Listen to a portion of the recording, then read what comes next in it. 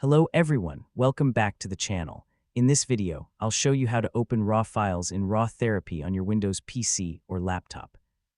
If you've just transferred photos from your camera and want to start editing them, RawTherapee makes it easy to open and work with RAW images.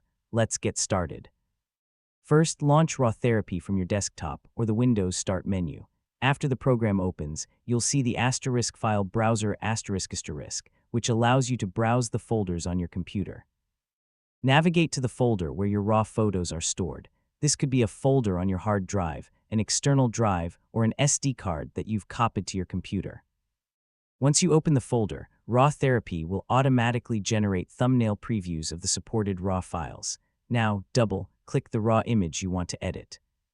The photo will open in the *** editor * tab, where you can begin making adjustments. Depending on the size of the file and the speed of your computer, it may take a few seconds for the image to load completely. If you don't see your RAW files, make sure your camera model is supported by the version of RawTherapee you're using. Updating to the latest version can add support for newer cameras and improve compatibility with recent RAW formats.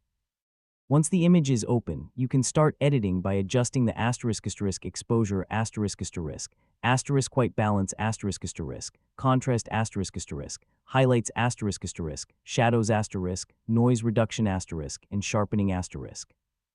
Since RawTherapee uses non-destructive editing, your original RAW file always remains untouched, allowing you to experiment freely without changing the original image.